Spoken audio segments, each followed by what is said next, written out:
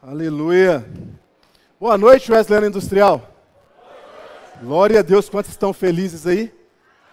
Aleluia. Eu queria convidar você a se colocar de pé mais um instantinho.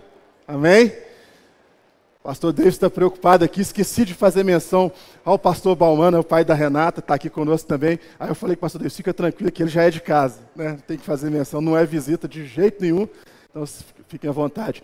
Eu queria cantar com você nessa noite. Nós vamos começar a mensagem dessa noite cantando uma canção, ou parte dela. Deus falou muito ao meu coração aqui nessa manhã, e uma das canções que foi ministrada nessa noite e também nesta manhã, ela é a introdução do que nós vamos falar aqui. Então eu queria convidar você a cantar comigo essa parte dessa canção, mas prestando atenção na letra, prestando atenção naquilo que nós estamos cantando. Você vai perceber aqui que tem uma sequência, e essa sequência, ela é muito importante para o que nós vamos falar aqui nessa noite. Essa canção diz que algo aconteceu, e foi quando tudo começou.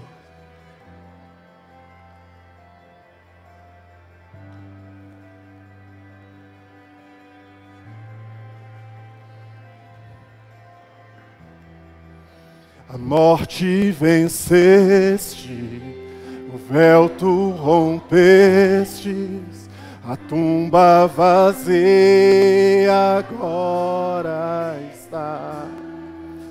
Os céus te adoram, proclamam tua glória, pois ressuscitaste, vivo está. És invencível, inigualável, hoje para sempre reinarás. Teu é o reino, tu é a glória, e acima de todo nome está. Deus, nós te bendizemos e nós te adoramos neste lugar. Nós celebramos o teu santo nome porque cremos verdadeiramente que o Senhor é rei nas nossas vidas. Pai, nós sabemos que o Senhor verdadeiramente ressurgiu. Nós cremos que verdadeiramente a morte não foi forte o suficiente para detê-lo. Nós cremos que verdadeiramente a morte não foi capaz de apagar ou de interromper a obra que o Senhor estava para realizar em nossas vidas. E nessa noite, ó Deus, nós clamamos ao Senhor que o Senhor venha falar conosco, agora através da tua palavra. Ó Deus, que a tua mensagem venha chegar aos nossos corações. Meu Deus, não permita, ó Pai, que a comunicação seja acometida de alguma falha, mas que a tua mensagem e o teu querer venha direto aos nossos corações. Que a tua palavra venha penetrar as nossas mentes, que venha chegar ao nosso entendimento e que nós possamos compreender aquilo que o Senhor tem trazido para nós nessa noite. Nós adoramos, celebramos o teu santo nome, glorificamos a ti e te bendizemos, no santo nome de Jesus. Aleluia, Senhor, glória a Deus. Abra sua Bíblia comigo, 1 Coríntios, capítulo 15, 1 Coríntios, capítulo 15, nós vamos ler a partir do versículo 12. 1 Coríntios, capítulo 15, a partir do verso 12. Vamos ler nessa noite. Nós estamos na série Ressurreição. Então, durante todo este mês de abril, nós vamos estar falando aqui sobre a ressurreição e sobre a importância da ressurreição para as nossas vidas. Então, começou na semana passada com o pastor Moisés, e hoje nós vamos falar um pouquinho mais sobre ressurreição. E vamos ler aí a partir do verso 12 do capítulo 15 de 1 Coríntios. Diz assim a palavra do Senhor: Ora, se o que se prega é que Cristo ressuscitou dentre os mortos, como alguns de vocês afirmam que não há ressurreição de mortos? E se não há ressurreição de mortos, então Cristo não ressuscitou. E se Cristo não ressuscitou, é vã a nossa pregação, e é vã a fé que vocês têm. Além disso, somos tidos por falsas testemunhas de Deus, porque temos testemunhado contra Deus que ele ressuscitou a Cristo, ao qual ele não ressuscitou. Se é certo que os mortos não ressuscitam, porque se os mortos não ressuscitam, também Cristo não ressuscitou. E se Cristo não ressuscitou, é vã a fé que vocês têm, e vocês ainda permanecem nos seus pecados. E ainda mais, os que adormeceram em Cristo estão perdidos. Se a nossa esperança em Cristo se limita apenas a esta vida, somos as pessoas mais infelizes do mundo. Amém? Pode se sentar. Meus irmãos, é bem interessante essa sequência que foi proposta, porque este mês, no mês de abril, nós celebramos aí a Páscoa, não é verdade?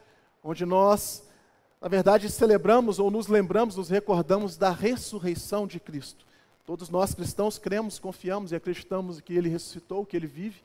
Então a Páscoa, como o pastor Moisés falou na semana passada, não são apenas chocolates, doces, tudo isso é muito bom, é muito gostoso, A gente até se permite sair da dieta aí por alguns instantes, para participar aí. Mas a Páscoa não é isso. A Páscoa, na verdade, nos arremete à ressurreição de Cristo. Então, falar sobre ressurreição durante esse mês é algo que nos traz um prazer imenso, porque existem algumas situações, existem algumas coisas que são basilares no Evangelho. Existem alguns temas que são extremamente importantes para nós como cristãos. E a ressurreição é um destes temas. A ressurreição é um dos pilares do Evangelho, é uma das coisas que nós não podemos ter dúvidas ou nós não podemos titubear. Nós precisamos saber isso e ter convicção com toda certeza, e não importa a circunstância em que nós estejamos. Nós sabemos também que a nossa jornada, a nossa vida aqui, ela não é fácil. Nós enfrentamos dificuldades, desafios, e ser cristão, ser crente nos dias atuais, não é de fato uma tarefa fácil.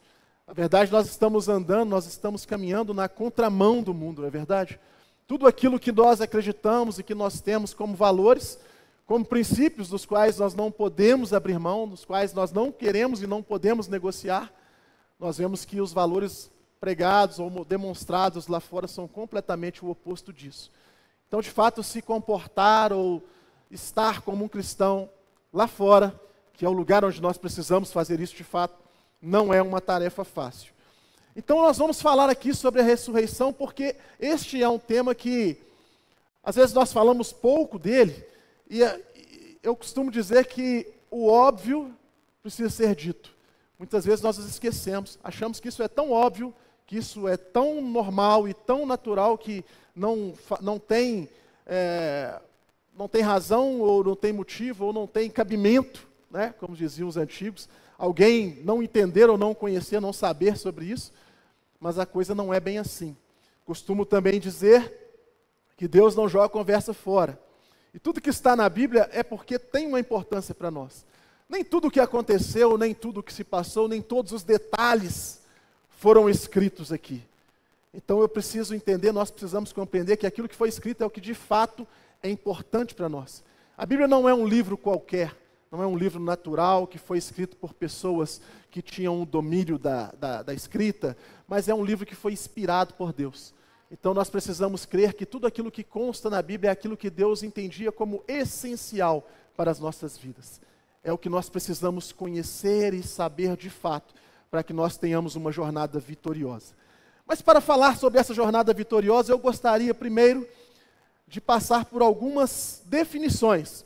Porque às vezes nós falamos, ou nós usamos, ouvimos alguns termos, e talvez eles até tenham um significado para a gente até faz ideia do que seja, mas é sempre bom a gente reforçar o conceito. Então eu queria passar por alguns termos aqui que são muito importantes para aquilo que nós vamos falar aqui nesta noite. E eu vou falar com vocês algumas definições que estão no dicionário. Então não são definições minhas e também não são definições da Bíblia. São definições que estão no dicionário. Então, ressurreição. O que é ressurreição? Nós falamos sobre isso, nós ouvimos, nós até temos uma ideia do que seja, mas o dicionário diz que ressurreição é a crença de que uma pessoa pode voltar à vida após a morte. Talvez você pode pensar assim, pô, mas isso é básico, né? Isso aí eu sei, isso você faz, isso eu sei. Mas eu estou falando aqui com você que é uma definição do dicionário. Não tem a ver com a gente. Está entendendo? Não foi algo criado por nós, não foi algo que a igreja inventou. É uma definição do dicionário. Outra palavra importante para nós aqui nessa noite, esperança. O que é esperança, segundo o dicionário? Sentimento de quem vê como possível a realização daquilo que deseja. Confiança em coisa boa. Eu até falei aqui de manhã, brinquei, né, que a esperança sempre é por alguma coisa boa, né? Ninguém tem esperança. Eu tenho esperança que o meu carro pegue fogo essa semana. Está amarrado em nome de Jesus, né? A esperança nós temos com coisas boas. Eu tenho esperança de passar naquele vestibular, de passar num concurso. Eu tenho esperança de ser promovido do trabalho, né? As jovens, né? Eu tenho esperança de me casar, não é verdade? Então, esperança sempre remete a coisas boas. E ao falar sobre esperança, né, tem uma pessoa aqui, né, a irmã Inês, tem uma fala da irmã Inês, que o dia que ela falou isso comigo, isso ficou na minha mente. Eu falei, nunca mais eu vou me esquecer disso na minha vida. A irmã Inês um dia ela falou assim, olha, está tudo bem. Se hoje está ruim, amanhã vai estar melhor. Aí se amanhã você amanheceu e não está ruim, amanhã vai estar melhor. Sabe o que significa isso? Sempre haverá um amanhã. E enquanto não estiver melhor, Deus está trabalhando na sua vida. Isso é esperança. Esperança de que as coisas vão estar melhor. Esperança de que algo de bom vai acontecer. Esperança de que algo bom vai acontecer e que a situação vai ser mudada. Então essa é a definição do dicionário. E a terceira, fé. Crença absoluta na existência ou veracidade de algo. Confiança em promessas, princípios ou ensinamentos. Então são essas três palavras que são muito importantes para aquilo que nós vamos falar aqui nesta noite. Ressurreição, esperança e fé. Nós vimos lá no início deste capítulo, o pastor Moisés pregou aqui na semana passada, que Paulo, quando ele chama a atenção desses irmãos, aqui eram irmãos cristãos, esse capítulo fala sobre crentes, assim como nós, cristãos, ali de Corinto, que foram ensinados, que tiveram um contato com o Evangelho, aprenderam, sabiam, né, tiveram conhecimento sobre a ressurreição de Cristo, sobre a ressurreição de Jesus, mas por alguma razão, por algum motivo, e não se sabe qual, essas pessoas estavam dizendo, estavam afirmando, estavam talvez até pregando, que não existia ressurreição dos mortos. E Paulo vem chamar a atenção destes homens, desses crentes, desses cristãos, porque eles estavam afirmando algo que confrontava, algo que batia de frente com o Evangelho, algo que trazia uma dificuldade, ou que colocava uma interrogação em um fato inegável. No início desse capítulo, né, foi dito aqui na última semana, Paulo até mostra para eles, Paulo faz uma retrospectiva com eles e fala, olha, o que vocês estão dizendo não faz o menor sentido, porque Jesus, após ser morto e reviver, ele apareceu a várias pessoas. Ele apareceu para os apóstolos, ele se mostrou ali vivo para os apóstolos, ele apareceu onde tinha uma reunião com várias pessoas, mais de 500 pessoas reunidas, ou seja, muita gente viu Cristo vivo após a sua morte. E Paulo diz ainda para eles, falou, até eu tive uma experiência onde eu o vi vivo, onde eu o contemplei. Então Paulo traz para eles, faz uma retrospectiva com esses irmãos, mostrando para eles a seriedade daquilo que eles estavam afirmando, que era algo sem o menor fundamento. Então, na verdade, eles estavam ali atrapalhando ou tumultuando a prosperação do Evangelho naquele tempo. Mas a pergunta que eu me faço nesta noite, e o que nós queremos explorar e para onde nós queremos ir nessa noite, nosso objetivo aqui é entender por que essa questão da ressurreição de Cristo é tão importante para nós. Hoje eu quero conversar sobre a relação de Cristo, da ressurreição de Cristo e a nossa esperança, a nossa fé na vida eterna. O tema de hoje, o tema dessa mensagem é sem ressurreição, sem esperança. Amém? No primeiro versículo, eu marquei aqui 3 pontos para a gente falar um pouquinho. O primeiro deles é que a gente não pode negar os atos do Senhor. Nós não podemos negar os atos de Deus. O primeiro versículo que nós lemos, versículo 12, diz assim, ora, se o que se prega é que Cristo ressuscitou dentre os mortos, como alguns de vocês afirmam que não há ressurreição de mortos. Olha que interessante. a pregação, o cerne da pregação do evangelho que estava sendo disseminada naquele tempo, era que Cristo, o Rei, o Mestre, havia ressuscitado. O que torna o evangelho pregado por Cristo diferente de todos os outros? O que torna Jesus acima, o maior do que todos os profetas que apareceram? O que faz com que Jesus não seja um falso profeta ou um falso líder, porque isso é o que os judeus esperavam, um líder que os libertasse, né, do estado dominador. O que faz a diferença, o que torna Jesus diferente de todos os outros, que também vieram, promoveram um movimento, promoveram alguma coisa, mas que foram mortos e ali a história deles acabou. O que torna Jesus diferente de todos eles é justamente o fato de a história dele não ter acabado na sua morte. E eles ouviram isso. Essa palavra foi ministrada aos corações desses homens. Eles sabiam que Jesus havia ressuscitado. E aqui, o que eles estavam fazendo era exatamente o contrário. Era exatamente negar aquilo que eles tinham certeza, convicção, tinham aprendido e sabiam que Deus havia realizado. Mas o que isso tem a ver comigo? O que isso tem a ver com você? Nós, como eu disse no início, a nossa jornada aqui não é fácil. Às vezes nós estamos inseridos num contexto, num ambiente onde somos afrontados, onde somos atacados durante todo o tempo. Talvez na nossa escola, os adolescentes, jovens, os nossos filhos, né, netos, já que nós estamos aqui na igreja da família, né, os jovens, os adolescentes nós estão aqui. Às vezes no nosso trabalho, às vezes no seio da nossa família, por pessoas, por parentes nossos, irmãos, pai, mãe, marido talvez, esposa, que não são crentes.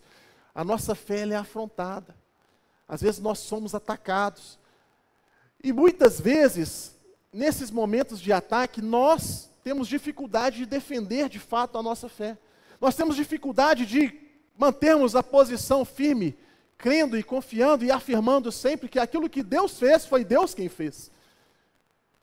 Quem já recebeu um milagre, quem já recebeu algo do Senhor aqui, incontestável, pode levantar sua mão como quem é vitorioso, como quem de fato é amado por Ele. Todos nós já vivemos experiências no Senhor que são indiscutíveis e inquestionáveis. Mas muitas vezes, quando somos afrontados pelas pessoas lá fora, que nada, você fica falando que foi Deus que te curou, você foi no médico, você fez exames, você foi medicado. Ei, nós sabemos quem é que opera nas nossas vidas. Ah, não, você não atingiu, você não chegou onde você não chegou ao cargo que você ocupa na sua empresa, você fica falando que tudo é mérito de Deus, foi Deus que te colocou lá, mas você estudou, você se preparou, você se capacitou, isso é mérito seu. Nós sabemos quem nos colocou onde nós estamos. Você está entendendo? Estes homens estavam negando algo que era inegável. Cristo ressuscitou. E quando nós olhamos para isso, muitas vezes nós até os criticamos, né? Oh, mas esses caras não tinham tanta fé assim, né? Pessoal meio esquisito, porque eles viveram ali tão pertinho de Jesus, né? E nós aqui estamos tão longe. Falo de perto e longe no sentido de tempo, né? Porque eles viveram ali logo após Jesus. E nós estamos 2000 anos à frente. Mas se eles titubearam e se eles tiveram essa dificuldade, quem dirá nós? Irmão, nós não estamos todos os dias da mesma forma. Tem dia que a gente está bem, tem dia que a gente não está tão bem assim, porque estar mal não faz parte mais da nossa vida, não é verdade? Mas tem dia que a gente está super animado, super motivado, tem dia que a gente já está meio cansado. Tem dia que nós estamos, né, pegando fogo, né, cheio da unção de Deus, mas tem dia que a gente está meio assim, meio... E o nosso adversário, ele fica o tempo inteiro trabalhando e batalhando para nos fazer esmorecer, para nos fazer desistir, para nos fazer ficar no meio do caminho, para nos fazer desistir da jornada.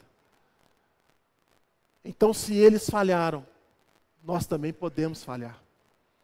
Essa palavra, Paulo não gastou aqui, né, 58 versículos, né, nesse capítulo 15, falando de ressurreição, à toa. Como eu disse, Deus não joga a conversa fora. A mesma dificuldade que eles tiveram, nós também podemos ter. E o que nós precisamos entender é que, sem ressurreição, não existe motivo nenhum para nós estarmos aqui. Mas vamos avançar. O segundo ponto que eu quero dizer aqui, que eu quero tratar com você, quero alertar, é que nós não podemos ser falsos testemunhos de Deus. Presta atenção. no versículo 15, nesse texto,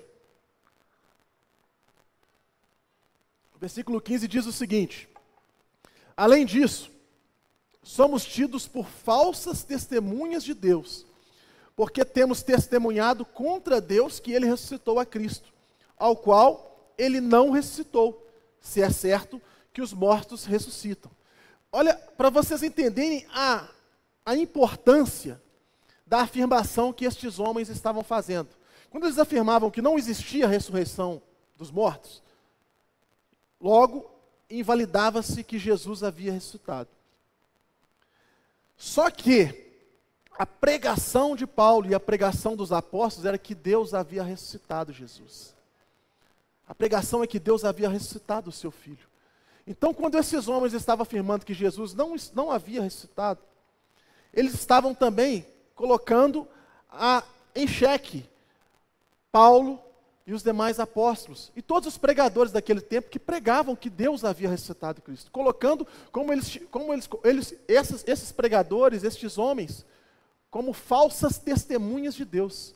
Para vocês entenderem a importância disso, né, eu me permiti, né, dar alguns pitacos aqui nessa manhã, né, ainda bem que eu tenho um assessor aqui, né, que entende de fato do assunto, mas quando a gente fala de falso testemunho, o falso testemunho, por exemplo, num julgamento, se você der um falso testemunho ali, se você mentir, né, num julgamento, isso é crime, não é verdade? É crime, você pode ser preso, você pode ser penalizado, você vai ser duramente reprimido porque você cometeu algo que é inadmissível. E agora, a palavra destes homens estava colocando como os apóstolos, Paulo, os demais apóstolos e todos aqueles pregadores que pregavam a ressurreição de Cristo, como falsos testemunhos de Deus. Olha, para vocês entenderem o tamanho do problema que essa turma estava arrumando aqui. Meu irmão, Deus não precisa da nossa ajuda. Eu não sei qual é a sua concepção, não sei como é que você se enxerga, como você se entende, né, no reino de Deus, mas eu queria te dar essa notícia hoje. Deus não precisa da nossa ajuda. Nós é que somos totalmente dependentes dele. Ao afirmar que esses homens mentiram, que eles testemunharam falsamente sobre a ressurreição de Cristo, o que eles estavam dizendo? Que esses homens talvez estivessem tentando criar uma história, inventar algo, para promover o poder de Deus, para promover o nome de Jesus, para promover o nome de Deus. Na semana passada, né, o pastor Moisés até falou, né, que nesse tempo, talvez as pessoas entendiam que eles criaram isso para eles mesmos, né, se promoverem. Aí o pastor Moisés até falou assim, olha, não era o tempo, né, do TikTok, das redes sociais, onde as pessoas ficavam em evidência. Muito pelo contrário, ao afirmar isso, as pessoas eram mortas. Ao se dizer cristãos, eram pessoas que eram perseguidas. Não era igual nos dias de hoje, né? Hoje é quase, como é que posso dizer, até um status, né? Faz parte até de um status, né? Quando a gente fala que é evangélico, né? Eu sou evangélico, eu sou cristão,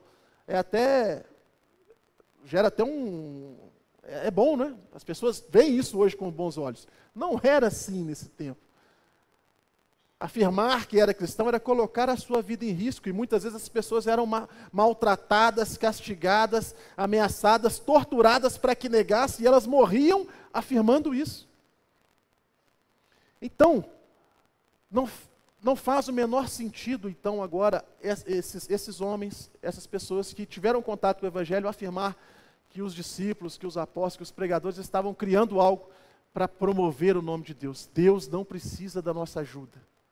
Ele é Deus, Ele é o Todo-Poderoso. Tudo que nós temos, tudo que nós somos, vem dEle.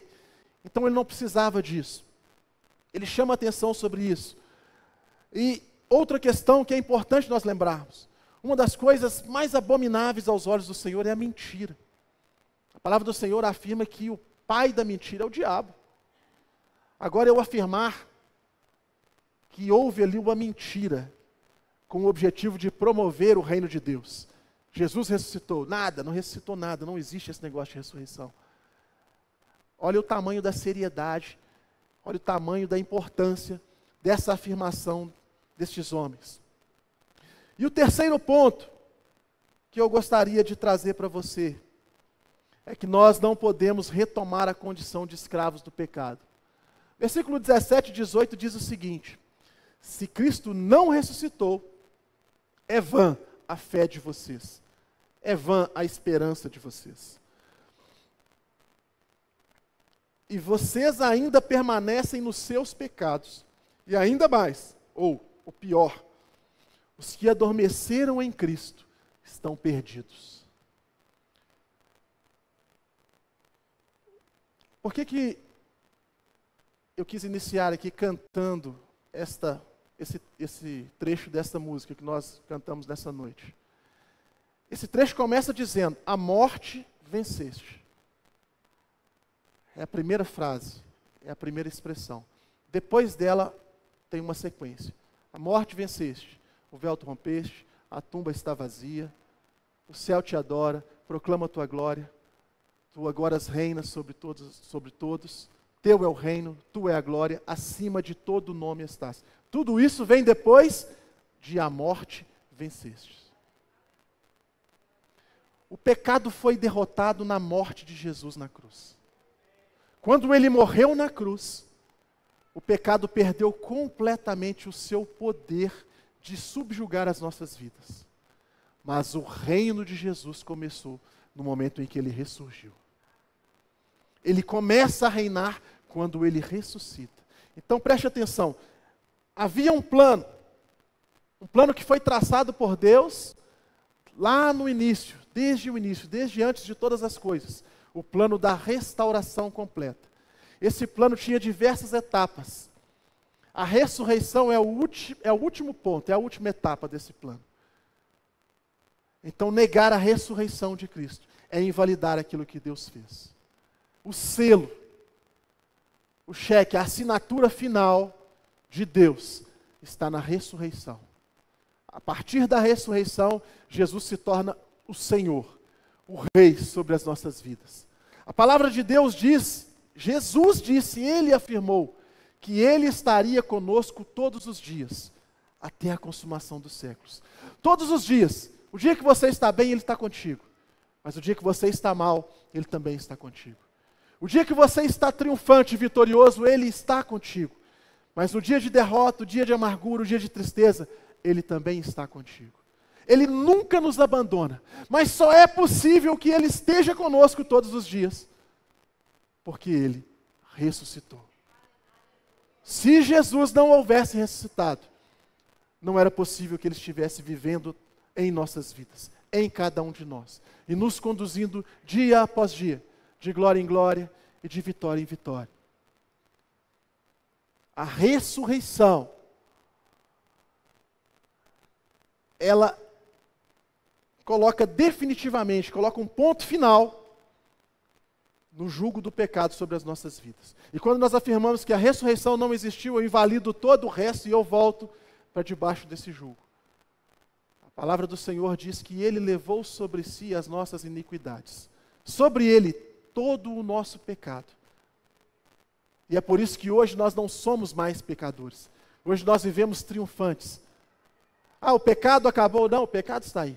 Ah, então nós não pecamos? Nós pecamos. Mas o pecado nas nossas vidas hoje é um acidente de percurso. O pecado nas nossas vidas hoje é um deslize.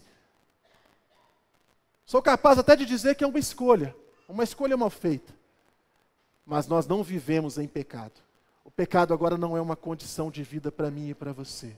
Nós não somos mais escravos do pecado como éramos antes. Porque a partir do momento que nós aceitamos Jesus e o permitimos se tornar o Senhor das nossas vidas e entrar em nós e nos conduzir dia após dia, o pecado não tem mais o poder de domínio sobre as nossas vidas. Porque nós somos libertos e lavados no sangue do Cordeiro que foi derramado na cruz. Sem ressurreição não existe esperança. Sem ressurreição não haveria o porquê de estarmos reunidos neste lugar. Tudo está baseado na ressurreição.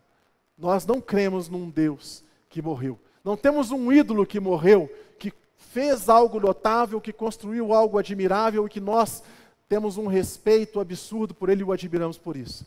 Nós temos um rei que morreu, ressuscitou, habita em nós e está nos conduzindo por um caminho de vitória. Ele ressuscitou.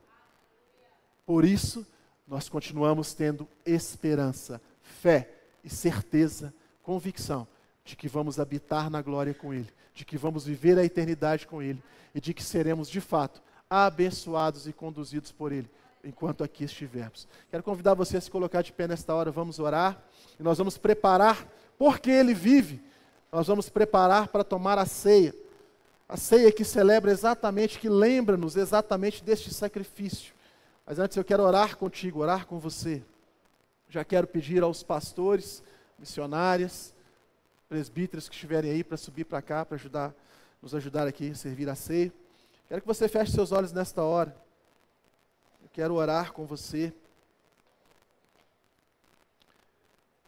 Porque muitas vezes nós nos esquecemos. Muitas vezes, diante das dificuldades, diante das assolações que nós passamos, diante das lutas, das tormentas, nós somos atacados, somos afligidos. E às vezes nós titubeamos, né? Às vezes nós somos colocados em xeque. E no momento de fraqueza nós podemos perder a visão do Cristo que nós servimos.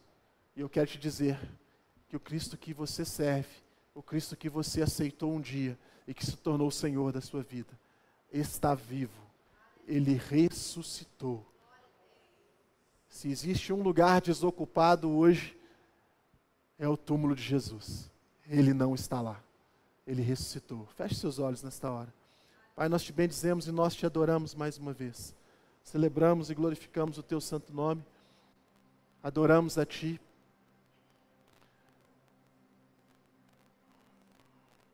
Celebramos e glorificamos a ti, porque verdadeiramente o Senhor tem cuidado de nós, tem nos guardado e tem feito a diferença nas nossas vidas.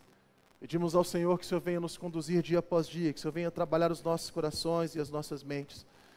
E que nós, ó Pai, sejamos fortalecidos pela Tua palavra em todo o tempo. Ó Deus, que as convicções, as certezas, meu Pai, e os pilares do Teu Evangelho estejam cravados em nossos corações e nas nossas mentes. E que não haja, ó Pai, momento algum de dúvida, de dificuldade, mas que nós estejamos de fato sempre seguindo e avançando na Tua presença. Eu clamo ao Senhor que o Senhor venha trabalhar em nossos corações de uma forma especial. Ó Deus, e confirmar na vida dos Teus filhos a fé e a convicção daquilo que Tu tens feito por nós.